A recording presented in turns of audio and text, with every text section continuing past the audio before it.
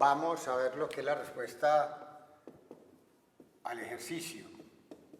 Nosotros nos vamos a concentrar más que todo en el ejercicio dinámico, que llamamos aeróbico alternante de contracciones y relajaciones, que llamamos en general aeróbico, pero también vamos a hacer alguna referencia contra el ejercicio estático, que nosotros tenemos que hacerle algunas acotaciones. Primero miremos acá la relación que hay, por ejemplo, con la intensidad del ejercicio aquí medido en watts o en captación de oxígeno, a mayor captación de oxígeno o mayor vatios de trabajo implica la actividad que yo vaya teniendo. Aquí vemos la respuesta de la frecuencia cardíaca, del volumen sistólico y el gasto cardíaco. Vemos una relación lineal entre frecuencia cardíaca e intensidad del ejercicio, gasto cardíaco e intensidad también del ejercicio. Y la relación inicialmente lineal para el volumen de sistólico, pero después vemos que tiene un plató y llega ligeramente a descender, a pesar de que el gasto cardíaco continúa elevándose gracias al aumento de la frecuencia cardíaca. Entonces, esto es un primero indicativo de lo que nos va a ocurrir durante el ejercicio. Durante el ejercicio, en cantidades leves moderadas, el gasto cardíaco aumenta tanto por el volumen de eyección aumentado y por la frecuencia cardíaca, pero posterior a una intensidad aproximadamente el 50% de la intensidad del ejercicio máximo, ya el que va a aumentar el gasto cardíaco va a ser el aumento de la frecuencia cardíaca. ¿Y por qué nos interesa eso? Porque la captación de oxígeno, que es lo que va a consumir el organismo, pero ya a nivel de los pulmones, va a depender de mi gasto cardíaco por la diferencia arteriovenosa de O2. En este caso, sabemos que no podemos considerar el concepto clásico, sino que estamos hablando de arteriovenosa. La arteria pulmonar tiene sangre venosa y la venosa tiene sangre arterial, pero no importa, es la diferencia entre los dos lo que nos interesa. Entonces, este gasto cardíaco, nosotros si queremos captar más oxígeno, tenemos que ser capaces de aumentarlo. De hecho, el gasto cardíaco aumenta en promedio de 5 litros por minuto, frecuentemente a 20 litros por minuto, a 25 litros por minuto. O sea que estamos hablando de que ese gasto cardíaco puede llegar a aumentar incluso a veces unas 5 veces de aumento, 5 veces de aumento, pero además de ello yo quiero que esta diferencia sea más grande, porque creciendo esta diferencia y aumentando estos 5 puedo tener un efecto mejor. Esto puede aumentarse 3 veces el valor normal, esto 5 veces el valor normal.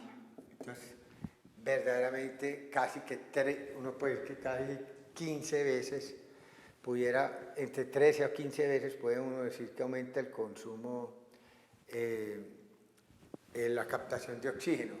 Pero porque es que a veces 1,5 por 420 no ponen todos el aumento como 5 litros, entonces ponen esto como 4. Entonces 4 por 3, 12 o 5 por 3, 15, dependiendo de lo optimista que sea la medición. El hecho es entonces que la pregunta es ¿por qué va a aumentar el gasto cardíaco? Entonces la respuesta es aumenta principalmente debido a un aumento de la frecuencia cardíaca, menor grado, como dice acá, por aumento en el volumen de eyección, que es lo que vemos en la gráfica. La frecuencia cardíaca al inicio aumenta es porque yo inhibo el vago y después porque aumento la descarga del sistema nervioso simpático que tiene efecto beta 1 sobre el nodo sinusal. Y el volumen sistólico que vemos acá, ha habido siempre una cierta discusión en cuanto a eso, porque el volumen sistólico pudiera aumentar bajo el hecho de que yo aumentara el llenado, el volumen final diastólico ventricular, pero parcialmente también pudiera aumentar por la descarga adrenérgica, que haría una fracción de eyección más grande, que haría que el volumen final sistólico disminuyera. La vasoconstricción que yo hago en otros lechos, como el esplácnico, y en la bomba muscular, al bombear muscularmente, eso me va a aumentar la presión de llenado, más o menos la PVC, más o menos en 1 milímetro de mercurio en un ejercicio moderado. En ejercicios muy violentos, el bombeo muscular es tan impresionante que puede llegar a aumentar la precarga a nivel de PVC de 12 milímetros de mercurio, lo que indicaría entonces que la contribución de la precarga en un esfuerzo, un ejercicio máximo sería muy importante. La fracción de eyección nosotros la tendríamos a aumentar porque tenemos justificación, tenemos una descarga enérgica tratando de aumentar el inotropismo. El volumen de eyección sí ha tenido una discusión a través del tiempo, es ¿qué pasa si yo estoy supino o si hago ejercicio de pie? Pues obviamente cuando vos estás de pie, si vos estás en la ecuación de Starling, cuando estás de pie estás trabajando por ejemplo acá, todavía tenés mucho por qué trepar de precarga para lograr un volumen de eyección aumentado. Pues si vos estás acostado, por ejemplo estás acá, no puedes aumentar casi. Utilizar más precarga de lo que ya la estoy utilizando acostado. Por eso, cuando yo estoy en posición supino, el volumen de eyección apenas aumenta. Acá, el volumen de eyección por esta precarga aumentada aumenta apenas un 10 a un 20%. En cambio, cuando arranco acá, puedo llegar a aumentar un 50 a un 60% el gasto cardíaco contra los niveles de precarga. Y en ese caso, pues, medido por volumen de eyección. Es importante entonces tener en cuenta eso, que cuando yo estoy de pie, el volumen de eyección puede aumentar un 20, 50, 100% de la vez por aumento del volumen final diastólico ventricular y por disminución del volumen final sistólico ventricular, pues estoy teniendo muy buena reserva todavía de precarga, pero en una posición de que yo esté básicamente acostado, ya la redistribución del flujo sanguíneo, mucha parte de la sangre devuelve al tórax y yo ya no va a caer acá, sino acá en la curva de Starling. Eso en cuanto a lo que nosotros vemos de adaptaciones de frecuencia, gasto cardíaco y volumen de eyección. Aquí tenemos la ventilación que va aumentando, aquí tenemos la diferencia arteriovenosa, el contenido, la diferencia arteriovenosa oxígeno que dijimos que se iba progresivamente aumentando. Otra de las cuestiones que nosotros tenemos que tener durante el ejercicio es un flujo sanguíneo muscular aumentado. Y ese flujo sanguíneo muscular aumentado en buena parte se da por unos metabolitos vasodilatadores generados durante el ejercicio de los músculos implicados.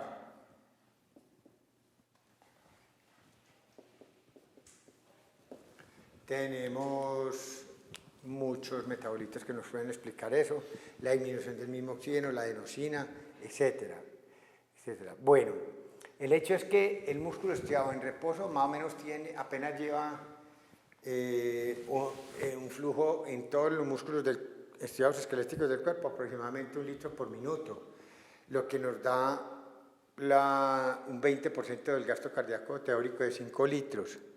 Cuando yo hago un ejercicio intenso, puedo aumentar el flujo sanguíneo muscular de 1 litro a 19 litros por minuto.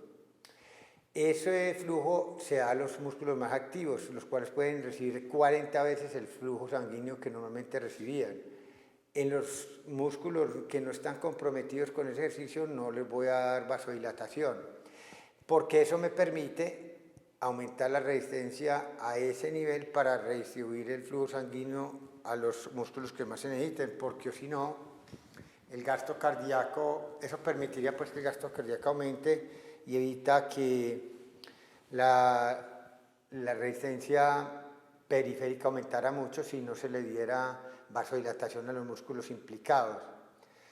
Aumentaría mucho la presión arterial media, por lo tanto, y entonces uno, con el solo hecho de aumentar el gasto cardíaco durante el ejercicio, si yo la resistencia periférica no brego a tumbarla un poquito, voy a tener el problema de que esta resistencia muy alta me lleve en último término después por efecto de poscarga, a disminuir la eyección. El hecho es que esos metabolitos vasodilatadores aumentan el flujo, reclutan más capilares y fuera de eso también van a aumentar la presión capilar. Entonces yo voy a vasodilatar los músculos implicados, entonces aquí la presión capilar va a aumentar y va a haber una salida de líquido. De hecho,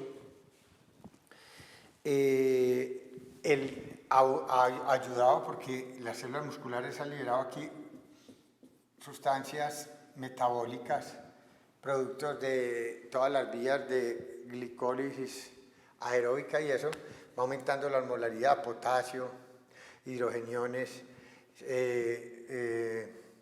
y sustancias del metabolismo que se generan durante la glicosa anaerobia. Esto va aumentando la carga osmolar acá. Esta osmolaridad más la presión capilar aumentada, eso hace que salga líquido de ahí y va a haber un aumento en la filtración de líquido, lo que hará que el volumen pueda incluso disminuir hasta 600 mililitros, lo que llevaría a que hubiese una hemoconcentración. El hematocrito se concentraría y ese hematocrito concentrado pues sería un efecto beneficioso para contrarrestar algo la desviación de la curva de hemoglobina por el oxígeno que se desvía hacia la derecha por efecto Bohr, de la acidez y el CO2 que haya generado y por el efecto del aumento de la temperatura, de tal manera que nosotros tendríamos que, no se sacrificaría el contenido arterial de O2. El contenido arterial de O2 sería normal ¿en qué sentido? Que la hemoglobina estaría concentrada, entonces por 1,34 por saturación arterial de O2 más 0.03 por PaO2. Obviamente estamos diciendo que al estar desviada la curva hacia la derecha hay una disminución de la saturación, la cual puede ser compensada por una hemoglobina que se encuentre un poquito más concentrada y por lo tanto pueda llevar un contenido más parecido a lo normal. O sea que la diferencia arteriovenosa de O2 no se da porque este cambie, sino porque el contenido venoso de O2 disminuye. Y disminuye porque se está aumentando el metabolismo a nivel de las mitocondrias y eso pide que se mande un flujo de sangre mayor. Bueno, en flujo a otros tejidos también tiene que haber un flujo aumentado a las coronarias a pesar de la descarga simpática. Las coronarias tienen que vasodilatar por metabolitos vasodilatadores y que eso le gana al simpático vasoconstrictor. O si no, cada vez que hiciéramos un ejercicio daría un infarto. Los músculos respiratorios aumentan el gasto el gasto energético y por lo tanto tienen que aumentar su consumo de oxígeno porque tienen que haber una orden de tomar el aire mejor y representará incluso tener que pedir hasta el 16% del gasto cardíaco. La piel es contradictoria, al principio se sacrifica y hace vasoconstricción para aumentar la resistencia vascular periférica y mantener los niveles de presión arterial, pero posterior a ello el hipotálamo le exige que tenga que haber una vasodilatación y venodilatación, lo que va a pedir en último término que tenga que aumentar el gasto cardíaco aumentando la frecuencia cardíaca y la venodilatación va a disminuir el retorno venoso con disminución de la presión de llenado, lo que hará necesariamente, obligatoriamente pedir un aumento posterior de frecuencia cardíaca. Los músculos que no se ejercitan los tengo que vasoconstrictir, lo mismo el lecho esplácnico, lo mismo el lecho renal, no es tiempo para ponerse a absorber alimento a nivel de eso, ni a ponerse a orinar en ese momento, ni formar orina.